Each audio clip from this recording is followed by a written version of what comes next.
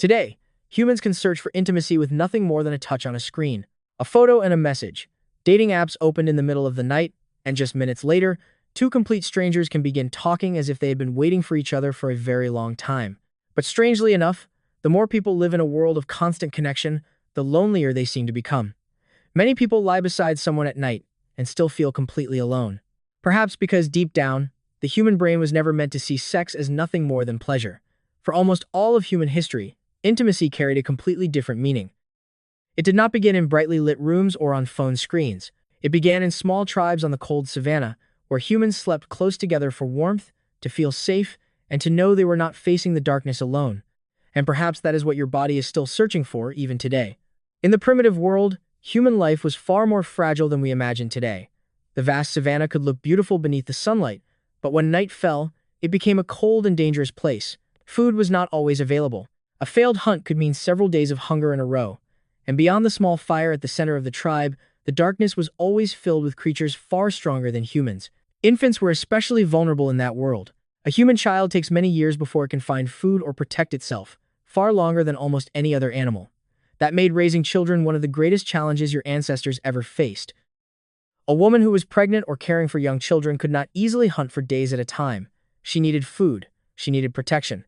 She needed other people awake with her when night came. And above all, she needed a community strong enough not to abandon one another when life became difficult. That is why, for most of human history, no one truly lived alone for very long. Humans evolved to survive in small groups, sleeping beside one another around fires and sharing almost everything they had, from food to safety. When a man returned with meat after a hunt, he was not just bringing back calories. He was bringing back another day of survival for the people waiting beside the fire. When a mother held her child asleep in her arms during the cold night, it was not just affection. It was millions of years of evolution trying to keep life alive for one more generation. And perhaps it was during those primitive nights, when humans lay close together against the cold and the darkness, that intimacy began to become something greater than desire alone. Today, humans often think of sex as a form of pleasure, a personal experience, or a part of love. But for most of human history, sex carried a far more practical and primitive meaning. It was tied to survival. A human child takes many years before it can care for itself. During that time, it needs food, protection, and constant care. And in the primitive world, no one could provide all of those things alone for very long. That is why humans did not simply evolve to reproduce. We evolved to bond with one another. When night fell, parents slept beside their child near the faint glow of a dying fire. They shared food after hunts that lasted for hours beneath the burning savanna sun. They woke at sounds in the darkness to make sure everyone was still safe.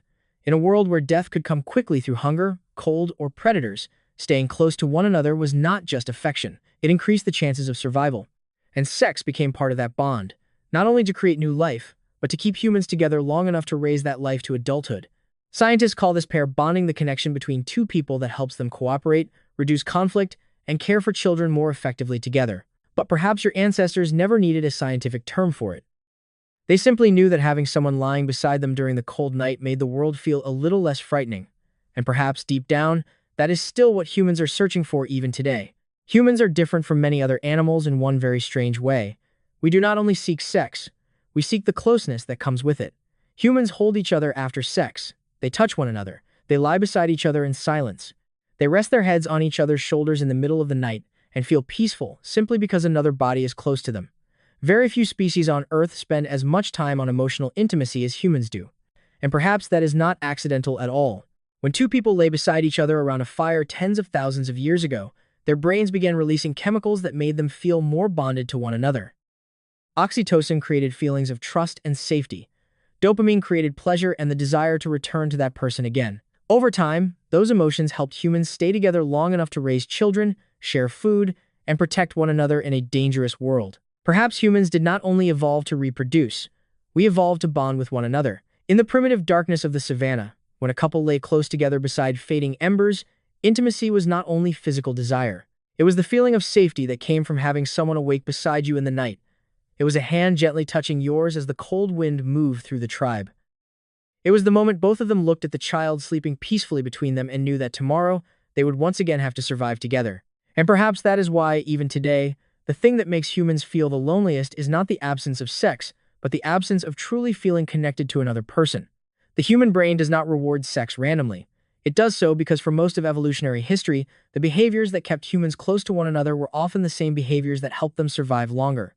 When humans become intimate with each other, the brain releases dopamine, the chemical that creates feelings of pleasure, motivation, and the desire to repeat the experience again.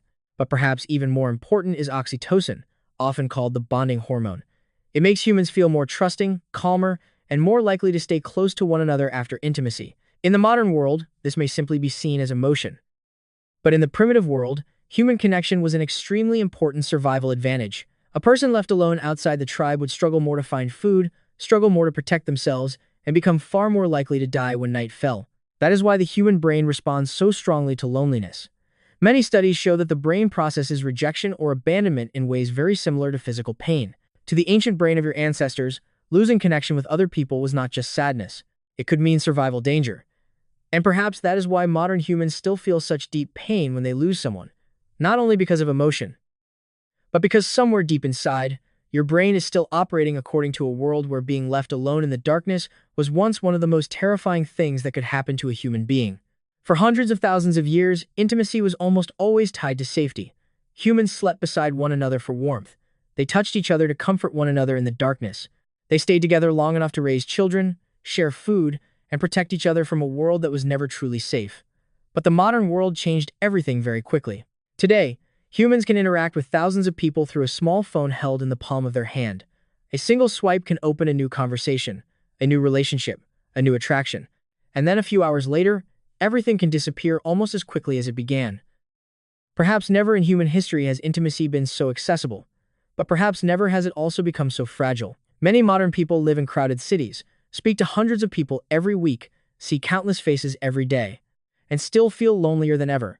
Not because they lack human contact, but because their brains are searching for something deeper than that, a form of connection real enough to make the body feel safe. And that is something technology struggles to replace. A screen can create attention, it can create desire, but it cannot fully recreate the primitive feeling of humans lying beside one another around a fire in the darkness, hearing the breathing of the person next to them and knowing that tonight, they do not have to face the world alone. Perhaps that is the greatest paradox of modern humans. We have never been more connected. Yet deep inside, our Stone Age brains are still desperately searching for the kind of intimacy our ancestors once had long before phones, cities, or the internet ever existed. For hundreds of thousands of years, humans ended their days beside the people they trusted most. They slept close together beneath skies full of stars, listening to the crackling of fire in the cold night and feeling the warmth of the body lying beside them. Beyond that, small light was darkness, predators, and a world that was never truly safe. Perhaps that is why intimacy has always given humans more than pleasure. It gives the feeling of being protected, of belonging to someone, of knowing that when night falls, you do not have to face the darkness alone. In the primitive world, a hand gently touching yours in the middle of the night could calm the body. A person lying beside you near the fire could make fear feel smaller, and a child sleeping peacefully between two people holding each other was the reason the tribe continued surviving through generations. Perhaps deep down, sex was never only about desire. Perhaps it has always been the way humans tried to hold on to one another in a world that was once cold and dangerous. And even though today we have replaced firelight with screens, and the savannah with cities glowing through the night, your brain still carries instincts born hundreds of thousands of years ago when the most precious thing a human could find in the darkness was simply another person lying beside them.